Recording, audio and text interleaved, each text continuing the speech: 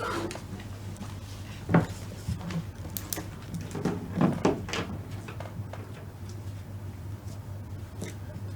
pagi anak-anak. Pagi. Gimana kabar kalian? Baik, Pak. Alhamdulillah. Ini punya tugas. Banyak.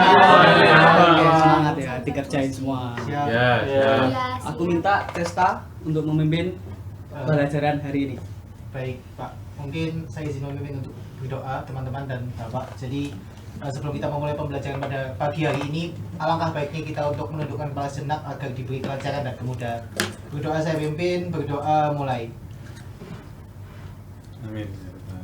Amin, tiada kata selesai dalam berdoa. Oke, terima kasih Testa sudah memimpin berdoa pada pagi hari ini. Oke, sebelum masuk ke pembelajaran, Bapak akan absensi terlebih dahulu. Nanti kalian jawab hadir ya kalau Bapak panggil. Baik, Pak. Yang pertama ada Arya Dharma Asnanto. Hadir, Pak. Oke. Yang kedua ada Cesta Devi Sanggara, Hadir Pak. Darel Raffi Rian. Hadir Pak. Yang keempat ada Dela Fitria. Hadir Pak. Yang kelima ada Eka Mukti Raharjo. Hadir? Hadir Pak. Gak hadir. Hadir. Alfa berarti ya. Nggih. Iya Pak. Nurul Zurotul Hasanah. Hadir. Rafil Rian Firdaus. Hadir, Pak. Siva Rosida. Hadir. Hadir. Septian Bima. Hadir Pak. Oke, berarti yang tidak masuk Eka Mukti Raharjo ya. Ya.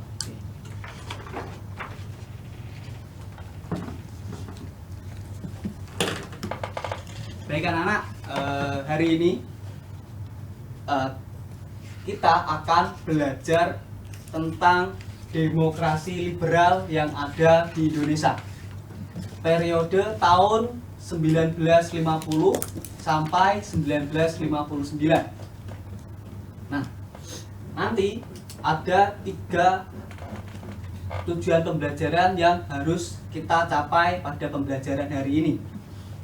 Untuk 3 tujuan pembelajarannya ini. Nanti kalian diharapkan dapat menganalisis keterkaitan antara sistem multipartai dengan ketidakstabilan pemerintah parlementer. Yang kedua, kalian dapat mengevaluasi tingkat keberhasilan kebijakan ekonomi masa demokrasi liberal.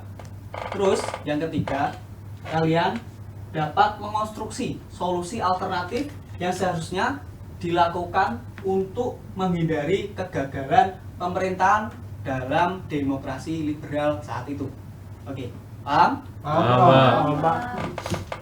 Jadi hari ini kita tidak hanya belajar fakta sejarah saja, namun juga menganalisis, mengidentifikasi, mengevaluasi, dan Konstruksi. mengonstruksi solusi untuk pemerintahan pada saat itu. Oke. Hari ini Bapak ada kuis kilat. Kuis kilat ya. Kuis ini tidak ada penilaiannya. Kuis ini hanya untuk melihat seberapa jauh pengetahuan awal kalian terhadap materi demokrasi liberal ini. Oke. Nah, pertanyaannya gimana, Pak? Nah, ini pertanyaannya. Pertanyaannya sederhana, tapi dalam. Nanti kalian tulis jawaban kalian di sticky note yang Bapak bagi ini. Bapak bagi dulu ya sticky note-nya. Iya Pak.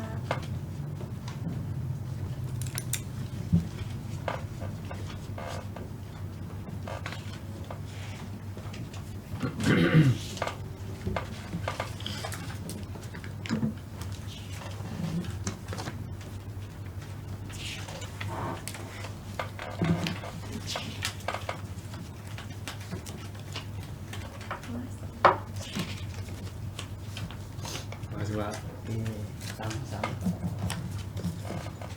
Ini sudah dapat semua ya? Sudah Pak. Oke. Pertanyaannya sederhana tapi dalam. Jika kalian mendengar kata demokrasi, apa yang ada di benak kalian. Tulis dalam satu kata saja. Nggak boleh lebih ya Pak? Nggak boleh dong, satu Ya. kata saja. Bapak kasih waktu 30 detik untuk menjawab. Terserah kita kan, Pak. Terserah kalian. Baik. Yang penting satu kata.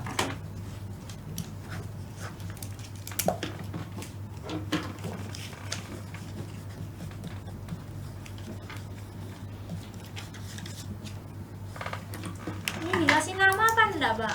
Nggak usah dikasih nama ya. Cuma jawaban kalian saja. Baik, Pak.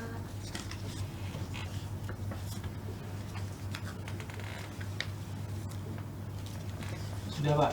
Sudah? Sudah Sudah. semua? Sudah. Bapak ambil ya satu-satu.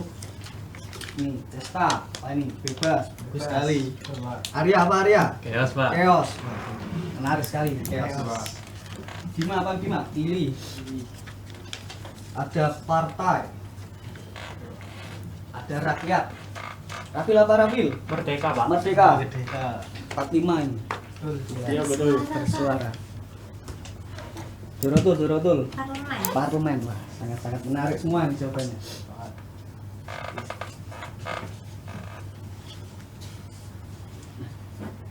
Dari jawaban-jawaban kalian ini sudah sangat bagus, sudah menggambarkan demokrasi liberal.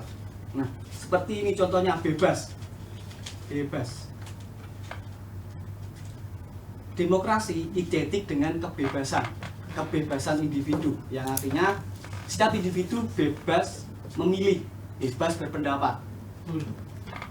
Terus yang kedua ada ini contohnya pilih. Nah, di demokrasi liberal ini semua memiliki hak pilih. Semua rakyat di Indonesia ini memiliki hak pilih, ya. Terus ada lagi rakyat. Nah, rakyat. Demokrasi itu dari rakyat, oleh rakyat, dan untuk rakyat, ya. Betul, Pak. Terus yang terakhir ada chaos. Wah, ini yang sangat-sangat menarik. Kenapa kok chaos? Ini tidak salah ya, ini benar. Karena pada saat demokrasi liberal ini banyak terjadi chaos atau ketidakstabilan, ketidakstabilan ekonomi, ketidakstabilan kabinet dan lain sebagainya. Oke. Menurut Bapak, pemahaman kalian untuk materi demokrasi liberal ini sudah cukup bagus. Siap, Pak. Dan mari kita masuk ke pembelajaran inti atau inti materi dari demokrasi liberal ini. Baik, Pak.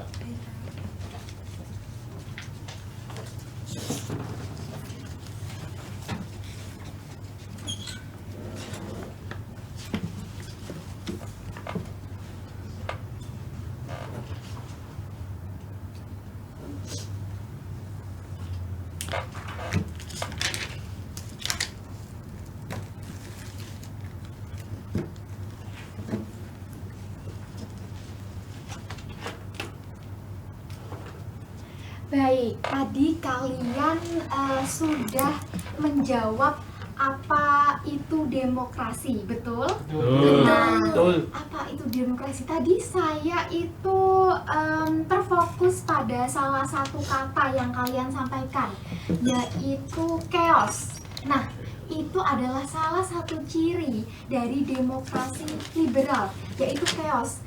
Entah itu chaos dalam kebijakan politiknya maupun chaos dalam kebijakan ekonomi yang akan kita pelajari langsung pada pagi hari ini. Oke, nah sebelumnya saya akan memberikan kalian clue untuk menjawab apa itu demokrasi liberal. Baik, Bu. Nah, ini ada 3 gambar di sini yang harus kalian jawab.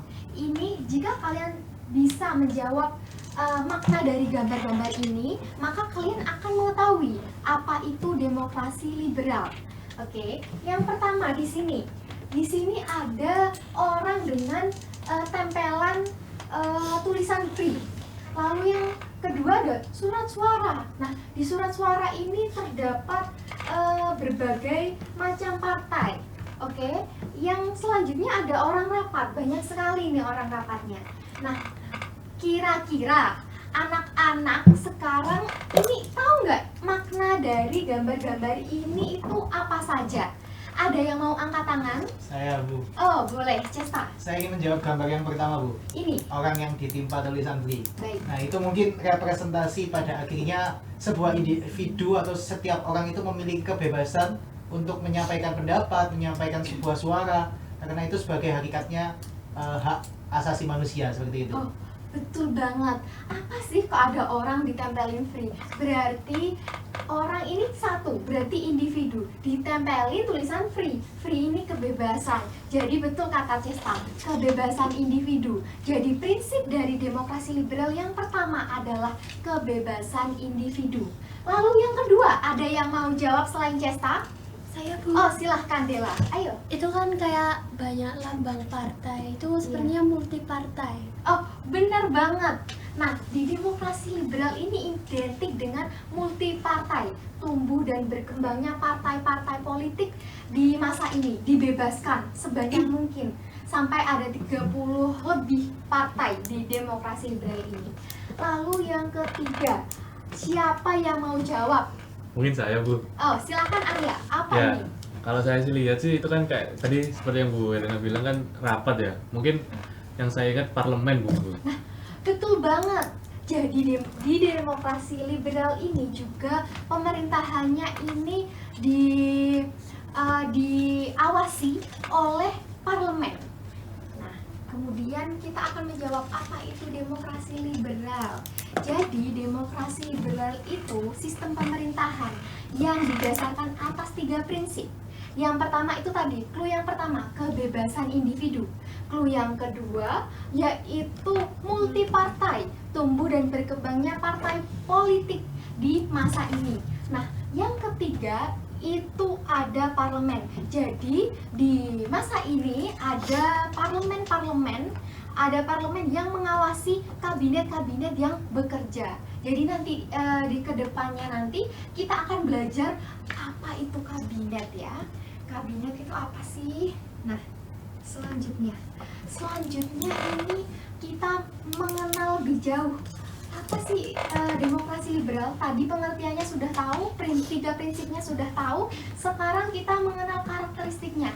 Karakteristik yang pertama itu adalah presiden itu sebagai simbol seremonial saja. Jadi presiden itu di sini tidak mengatur, tidak memerintah, tidak mengatur pemerintahan, tapi di sini hanya sebagai lambang saja, sebagai simbol seremonial. Lalu siapa Bu yang memerintah negara kita? Nah, yang memerintah adalah Perdana Menteri. Di sini Perdana Menteri ini menjabat sebagai kepala pemerintahan. Lalu di sini sudah tertera di depan tadi seperti yang disebutkan oleh Dela. Jadi prinsip yang kedua adalah multipartai. Jadi di sini ada karakteristiknya adalah multipartai dengan 4 partai utama. Yang pertama ada PNI, Masyumi, NU dan PKI. Lalu setelah itu bisa dilihat di sini berlandaskan UUD S 1950. Jadi di masa demokrasi liberal ini didasarkan atas Undang-Undang Sementara 1950. Begitu. Lalu selanjutnya tadi kan ada parlemen seperti yang dikatakan Arya. Nah, jadi kabinet yang dipimpin oleh Perdana Menteri itu akan diawasi oleh parlemen ini. Nah, ketika parlemen merasa kinerja dari kabinet atau Perdana Menteri ini kebijakannya itu tidak sesuai, tidak ada progres dalam proker mereka, itu maka parlemen ini bisa memberhentikan, yaitu dengan mengatakan atau menyampaikan mosi tidak percaya kepada Perdana Menteri atau kabinet tersebut. Jadi ciri yang terakhir adalah bisa parlemen dapat menyampaikan mosi tidak percaya kepada kabinet yang dirasa tidak sesuai dengan program kerja mereka atau belum menuntaskan program kerja mereka, begitu. Selanjutnya, nah ini ada timeline. Nah, timeline ini saya akan jelaskan bagaimana demokrasi liberal ini ada di Indonesia. Pertama ada kemerdekaan. Waktu kemerdekaan ini terbentuknya negara Republik Indonesia, tapi tentunya masih ada banyak negara yang tidak mengakui, belum mengakui sepenuhnya. Salah satunya adalah Belanda. Nah, Belanda ini yang kemudian pada 1949 baru mengakui dengan adanya KMB, Konferensi Meja Bundar, tapi dengan syarat Indonesia ini harus menerapkan sistem Republik Indonesia Serikat. Selanjutnya, ketika diterapkan, Indonesia merasa tidak cocok, maka muncullah demokrasi liberal untuk menggantikan sistem Republik Indonesia Serikat. Nah, kemudian di demokrasi liberal ini ada pemilu pertama. Ini pemilu pertama di Indonesia dilaksanakan di demokrasi liberal dan diakhiri oleh adanya dekret presiden. Begitu. Kemudian, nah ini pemilu pertama ini dilaksanakan 2 kali. Yang pertama 29 September 1955, yaitu untuk memilih anggota DPR, yang kemudian pada 15 Desember 1955 ini pemilihan anggota konstituante. Nah, di pemilihan ini ternyata tidak ada partai yang mencapai absolut 50. Nah, di sini jadi itu ada PNI, Masyumi, NU, empat partai utama pun tidak mencapai 50% absolut. Nah, dari sini adakah yang bertanya? Silakan. Mau bertanya Bu, kalau tidak ada partai yang dominan ya seperti yang Ibu jelaskan, apakah proses pembentukan koalisi itu menjadi lebih sulit? Dan dari kondisi tersebut, apakah juga dapat menyebabkan sering terjadinya konflik antar partai? Nah, betul sekali. Karena terlalu banyak partai dan tidak ada partai yang dominan atau absolut 50% mendapat suara, itu maka akan ada di kabinet itu yang namanya koalisi. Dan koalisi ini tadi yang nggak stabil karena tidak ada yang mencapai absolut 50%. Begitu. Terima kasih ya atas pertanyaannya. Bagus sekali pertanyaannya. Nah, kemudian ini kalian masih ingat ini enggak? Atau mungkin tidak tahu? Nah, coba kita tebak ya untuk menjawab teka-teki selanjutnya. Oke, sekarang di depan ini ada gambar siapa? Siapa yang mau menjawab? Saya Bu, Silahkan Bima. yang paling ujung itu M. Natsir. Ah, betul banget, M. Natsir. Nah, kemudian yang kedua. Yang Siapa? kedua saya Bu, Oh iya, silahkan Dara. Sukiman. Nah, betul banget, ini Sukiman. Lalu yang ketiga siapa yang mau menjawab? Saya. Ya, Dela, silahkan. Itu Wilopo bukan Bu? Oh iya, ini Wilopo. Nah, selanjutnya ada yang mau jawab? Saya, Silahkan. Itu Ali Sastranija. Benar banget, ini Ali. Lalu yang terakhir, yang belum terakhir ya. Mohon maaf, Bu Guru salah. Nah, ini yang kelima ya berarti. Ini kelima. Saya Bu. Silahkan. Baharudin Harahap. Benar banget, Baharudin Harahap. Dan yang terakhir siapa yang mau jawab? Saya Bu, Silahkan. Bapak Juanda. Nah, bener banget. Ternyata kalian semua sudah tahu ya, ini tokoh ini siapa aja. Jadi saya jelaskan, ini semua adalah Perdana Menteri yang saya sebut tadi, yang sebagai kepala pemerintahan. Nah, sekarang kita akan membahas ke kabinet. Nah, ini tadi pasti kalian bertanya-tanya, katanya ada 7 kabinet. Kenapa gambarnya cuma 6? Ternyata ada satu kabinet yang menjabat 2 kali.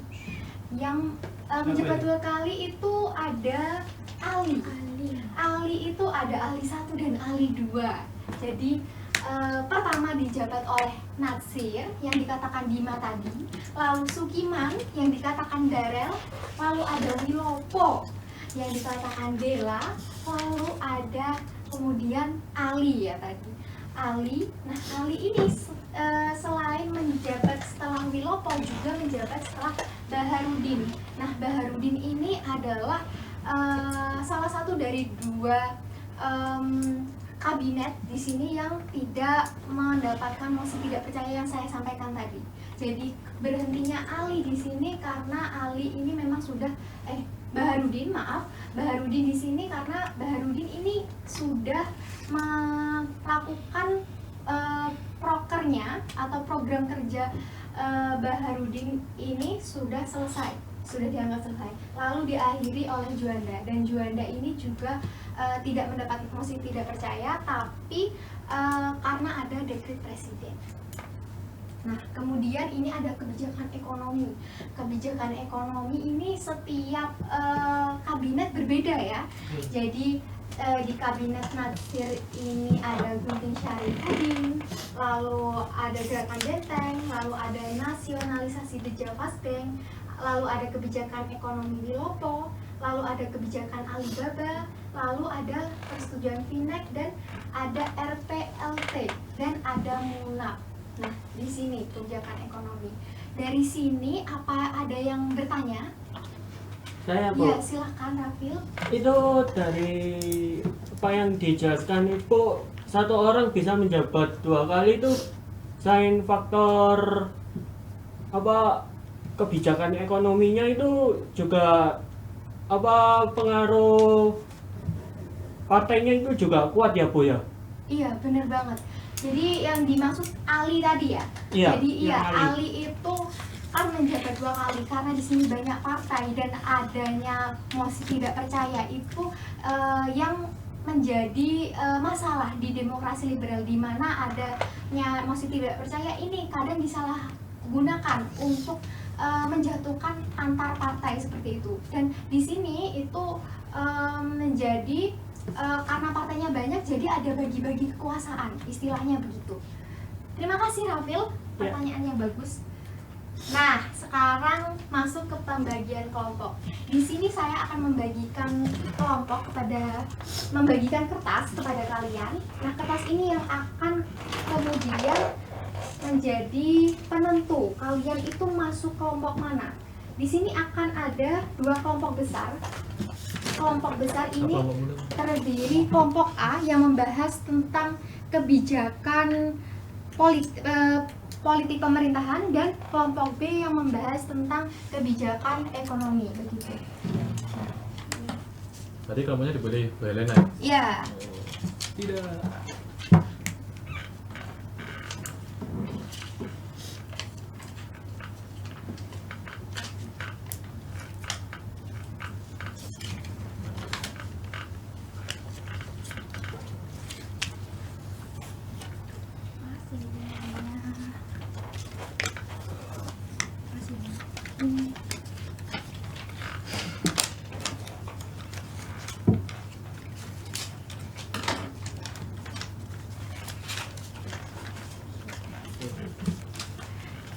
Nah, gimana? Sudah dapat semua kan? Sudah. Nah, untuk kelompok yang mendapat kertas merah akan membahas tentang kebijakan politik, sedangkan kelompok yang membawa kertas kuning akan membahas tentang kebijakan ekonomi.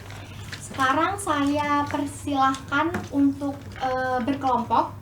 Nanti saya akan membagikan kertas LKPD kepada kalian untuk dikerjakan. Yang kelompok politik kesini teman-teman. Kumpul ke sini aja nggak sih kita? Iya.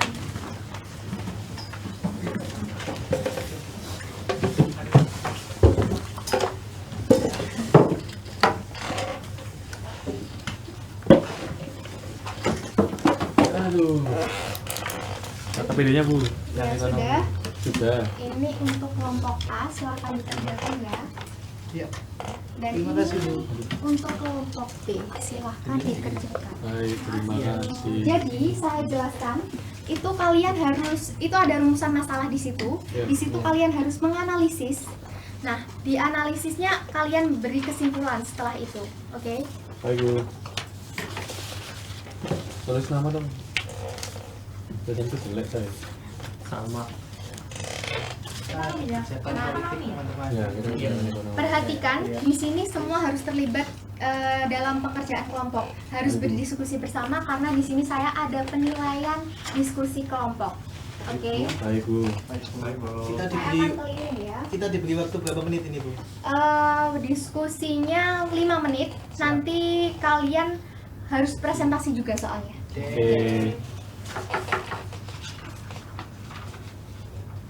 Aku absen 5 nggak sih?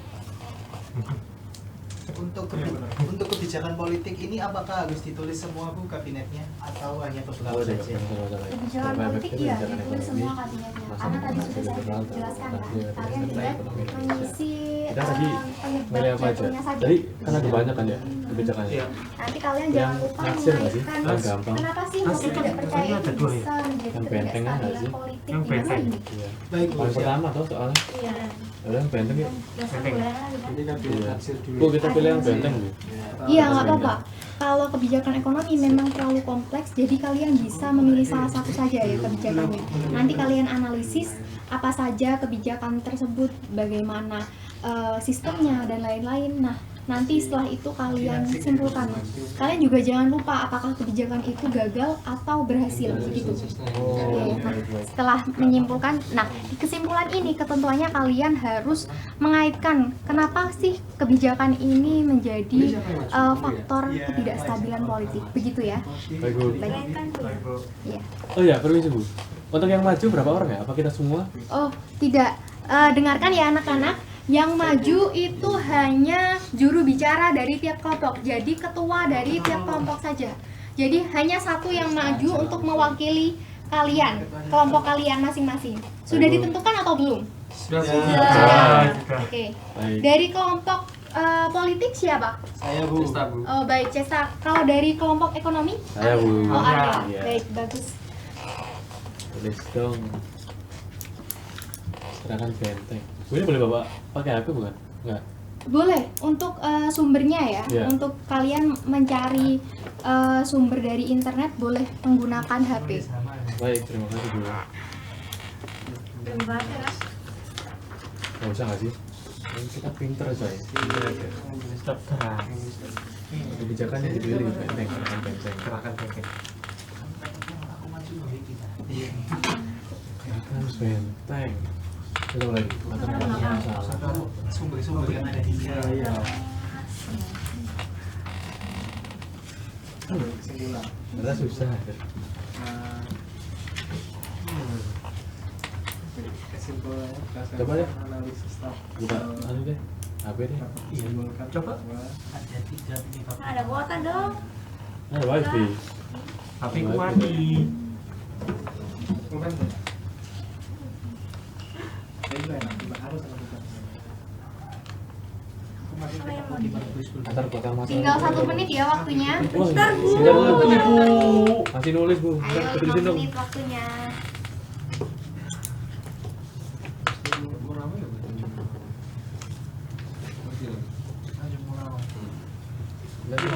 Oh iya. Kalau nggak salah pemasaran ekonomi. Oh, berarti kita defisit ya? Iya. Kabinet paling Buset, defisitnya 5,1 miliar ya. Gede banget.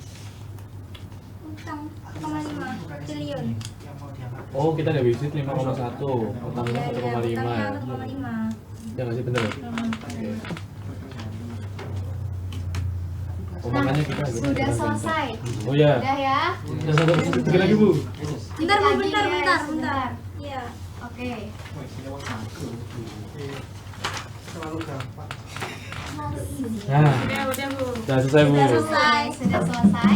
Ya. Oke, kalau sudah selesai saya persilahkan untuk kelompok kebijakan politik dulu untuk maju dan menjelaskan apa yang didapat dari diskusi ini. Baik, Bu. Ini apakah udah boleh duduk ke tempatnya masing-masing, Bu? Boleh, silakan. Kembali. Oh, kembali ya? Kembali nggak apa-apa. Saya di depan. Iya, di depan aja. Kita mendengarkan apa yang didapat dari teman kita. Jadi sebelumnya mohon izin menjelaskan, Bu. Jadi untuk tim ataupun dari kelompok kebijakan politik kami menggarisbawahi bahwasannya 7 kabinet yang sudah dibangun di zaman demokrasi liberal 1950 hingga 1959 di sana menyebutkan bahwasannya kegagalan-kegagalan dari setiap kabinet itu dilandasi 3 faktor utama, tidak semuanya tapi 3 faktor utama ini menjadi faktor pentingnya. Yang pertama sistem multipartai yang telah disebutkan Ibu tadi, munculnya partai dan lain sebagainya itu akhirnya membuat yang namanya konstitusi ataupun kebijakan-kebijakan yang ada di Indonesia itu agak berantakan, yang pada akhirnya itu yang membuat salah satu setiap kabinet itu selalu silih berganti, salah satu faktornya itu. Lalu yang kedua, mekanisme mosi tidak percaya yang telah disebutkan oleh Bu Helena tadi, kami pertebal di sini dalam pembahasan di kelompok kami, karena kami yakin bahwasanya mosi tidak percaya ini bisa disalahgunakan jikalau memang ada kepentingan-kepentingan politik yang pada akhirnya tidak suka pada Perdana Menteri yang memang memimpin di kabinet itu. Jadi mosi tidak percaya ini digunakan sebagai alatnya untuk menjatuhkan setiap kabinet. Lalu yang terakhir ada koalisi yang rapuh dan kepentingan partai. Nah ini berangkat atas dasar kepentingan pribadi, kepentingan partai yang pada akhirnya dengan mudahnya dengan berangkat dari hal itu untuk menjatuhkan setiap kabinet, dan itu sudah terjadi di beberapa kabinet yang telah disebutkan oleh Bu Helena tadi, dari 7 kabinet yang sudah berdiri seperti itu.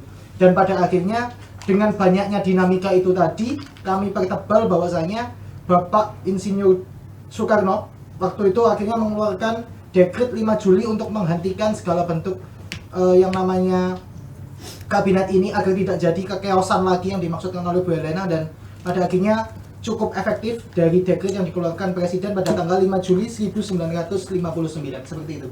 Baik, terima kasih Cesta. Tepuk tangan untuk Cesta. Yang selanjutnya penjelasan mengenai kebijakan ekonomi. Silakan. Oke.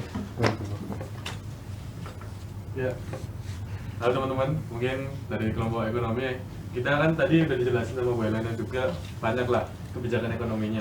Nah kita itu milihnya yang pas kebijakan Kabinet Nasir, Gerakan Benteng. Nah tujuan kebijakan ini itu untuk memajukan pengusaha pribumi melalui pemberian kredit dan juga lisensi impor khusus. Nah kenapa kok Nasir ini kepikiran buat bikin kebijakan kayak gini? Karena pada masa itu kita itu defisit, uang kita itu, pendapatan negara kita itu nggak ada sama sekali, malah berkurang. Nah berkurangnya itu sampai 5,1 miliar, dan utang luar negeri kita 1,5 triliun. Dan kalau misalnya pengusaha kita nggak ada yang berkembang, nggak ada yang memberikan bantuan ke negara nanti. Iya. Lalu juga pas jadi mekanisme pemberian kredit ini, pemerintah itu menyediakan kredit mudah dan izin impor eksklusif bagi pengusaha pribumi yang terdaftar. Tujuannya adalah mentransfer modal dan keterampilan bisnis kepada wirausahawan lokal sehingga mereka bisa bersaing dengan pengusaha asing yang lebih dulu mapan di Indonesia. Dan program ini tuh sebenarnya gagal ya teman-teman, karena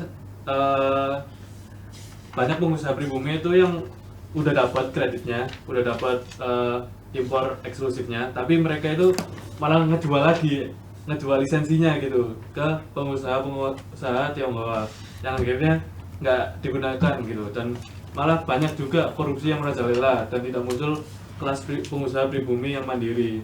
Nah akhirnya banyaklah ketimpangan ekonomi yang ada terjadi di Indonesia pada masa itu. Mungkin gitu sih Bu kalau dari kelompok kami. Ya. Terima kasih. Tepuk tangan untuk kalian. Jadi ternyata diskusi kali ini sangat bagus ya. Jadi kesimpulan yang kalian sampaikan di presentasi kali ini yang diwakilkan oleh Cesta dan Arya ini sangat betul. Oke. Jadi sekarang saya akan memberikan penguatan kepada kalian atas jawaban dari kalian juga. Jadi faktor ketidakstabilan politik dan di demokrasi liberal ini adalah mosi tidak percaya seperti yang disampaikan oleh Cesta tadi. Jadi di mosi tidak percaya ini jadi parlemen bisa terserah dia, kalau dia memihak partai ini maka partai yang lain yang tidak berpihak, yang tidak di pihak dia maka akan dilengsarkan, bisa seperti itu. Lalu multipartai ini bersangkutan dengan adanya 30 partai yang sedang menjabat dan tidak menjabat, sebenarnya berkoalisi di setiap kabinet. Nah inilah koalisinya ini jadi rapuh karena tidak ada satu tujuan antar partai, karena memang adanya apa yang saya katakan tadi, bagi-bagi kekuasaan. Jadi tidak fokus untuk memajukan sebuah negara, tapi malah untuk kepentingan politik masing-masing begitu.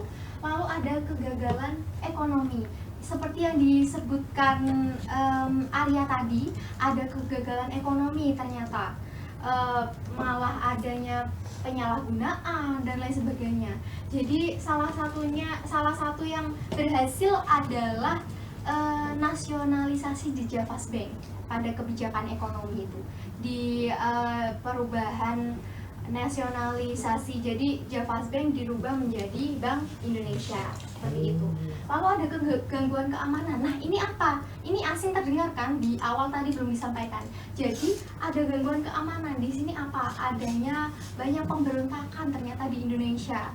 Banyak pemberontakan yang menginginkan Indonesia ini berlandaskan ada yang ingin berlandaskan Islam, betul kata Cesta, Islam, ada yang ingin berlandaskan komunis dan lain sebagainya. Begitu, itu gangguannya. Dan diakhiri di Dekret 5 Juli. Jadi di Dekret 5 Juli ini tadi ketika Presiden Soekarno itu sudah berpikir sepertinya demokrasi liberal ini tidak sesuai dan tidak cocok diterapkan di Indonesia. Mengapa? Karena banyaknya adanya ketidakstabilan, mulai dari adanya multipartai, yang lalu adanya parlemen yang bisa seenaknya sendiri mengajukan mosi tidak percaya kepada kabinet. Nah, terus ada koalisi yang rapuh, adanya multipartai, kemudian adanya multipartai ini tidak adanya koalisi yang sehat. Malahan koalisi ini hanya mementingkan kepentingan politiknya masing-masing, tidak satu tujuan untuk membangun negara ini begitu. Lalu ada kegagalan ekonomi, 7 kabinet ini yang berhasil cuma 1. Kan ini gagal banget kan. Sedangkan perekonomian kita itu hancur, masih tidak stabil karena kita dari penjajah, dan penjajah ini atau kolonial ini meninggalkan beberapa hal kepada kita.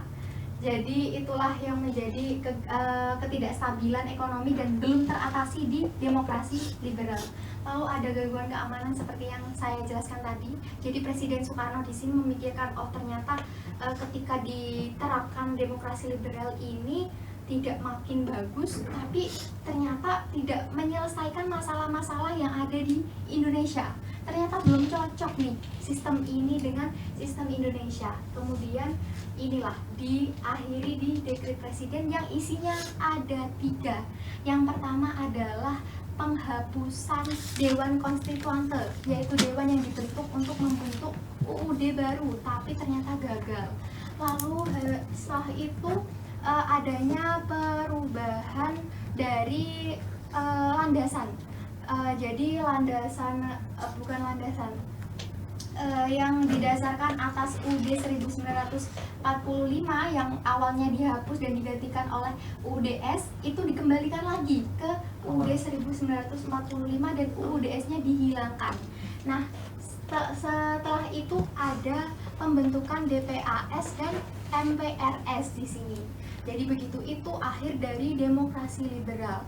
Saya rasa kalian di sini sudah cukup baik ya pemahamannya dari pertanyaan dan tadi presentasi. Saya sudah melihat kalian ini sudah cukup baik untuk memahami demokrasi liberal. Sekarang kita akan masuk ke sesi refleksi. Di sini kalian akan memberi feedback apa yang kalian rasakan selama kelas berlangsung, pembelajaran berlangsung, dan apa yang kalian dapat selama pembelajaran berlangsung.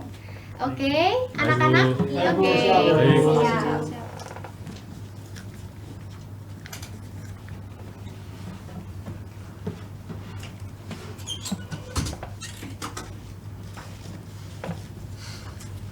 Oke, gimana tadi pembelajarannya? Seru? Seru Pak, seru. Tadi diskusinya juga sangat baik ya, saling bertukar pendapat, saling memberikan solusi satu sama lain. Dan untuk hasilnya tadi saat presentasi pun juga sangat bagus.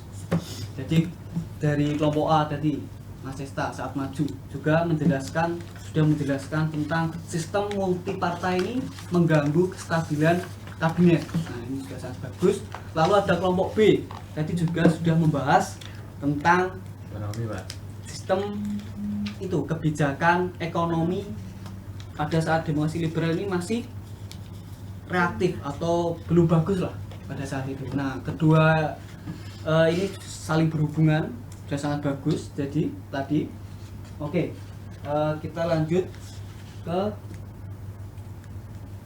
rangkuman atau simpulan pada pembelajaran hari ini. Ada yang mau nyimpulkan mungkin? Kalau nggak ada, Bapak yang simpulkan. Boleh deh. Ya, baik, Pak. Boleh Pak. Jadi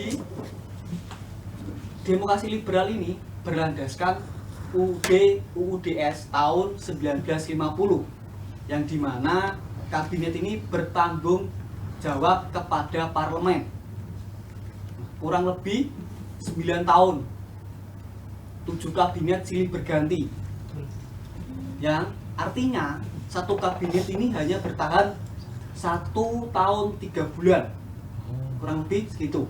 Nah apa sih penyebabnya? Nah penyebabnya sendiri adalah satu, multipartai yang sangat ekstrim pada saat itu.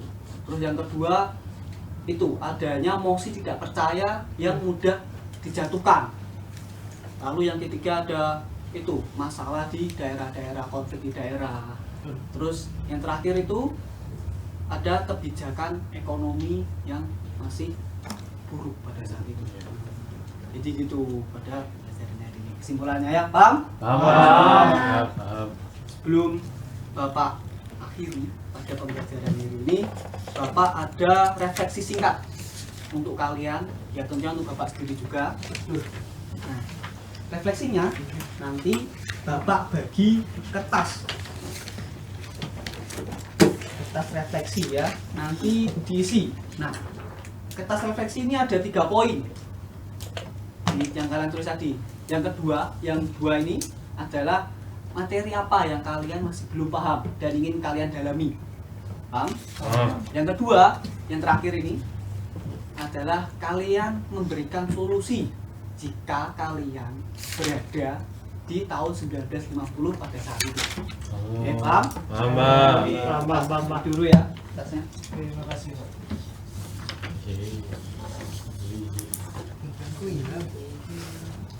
Satu mungkin. Iya, aja. Isi ya, Bil. Jelas Pak.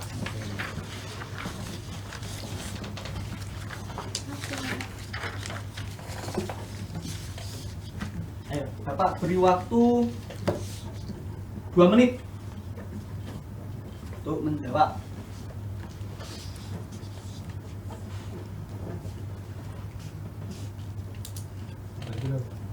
Cesta bawa pulpen Cesta. Bilang tadi Pak waktu Bilang, presentasi. bilang tuh nggak bawa. Bilang Bapak. Dipakai lah ya. Oh iya, ini di bawah Dela ini loh pulpennya. Oh, Oh, ini bapaknya. Ini. iya. Oh ya. Terima kasih, Pak.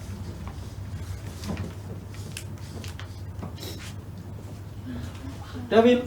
Belum Pak. Oh belum. Waduh, kok buru-buru aja Pak.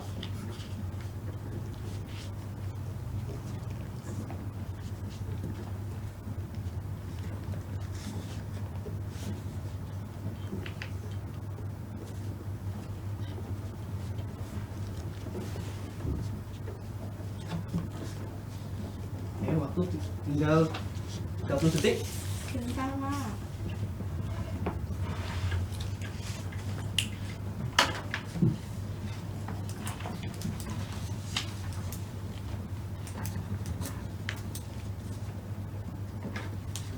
Sudah, Pak.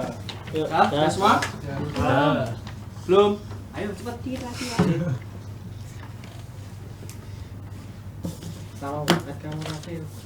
Sudah. Oh, sudah. Waduh.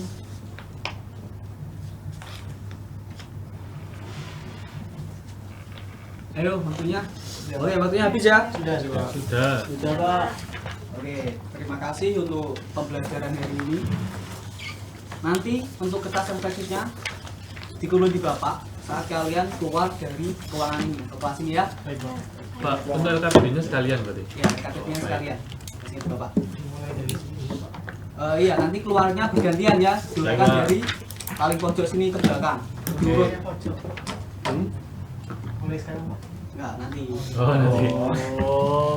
Ya, sebelum Bapak akhiri pembelajaran pada pagi hari ini, alangkah baiknya kita berdoa agar pembelajaran hari ini bermanfaat Amin. bagi kalian dan juga bagi Bapak. Amin. Berdoa dapat dimulai.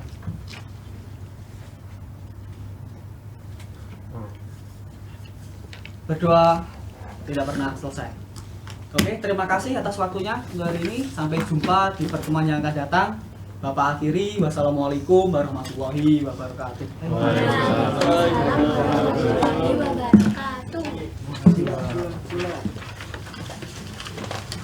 Kamu jawab apa aja? Oh. Si Ariel. Si Bima. Biasa ya, Pak? Ya.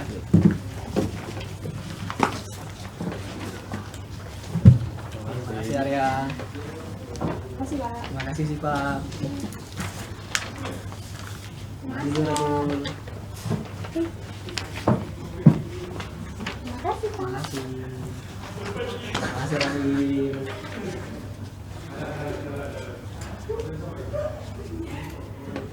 Loh.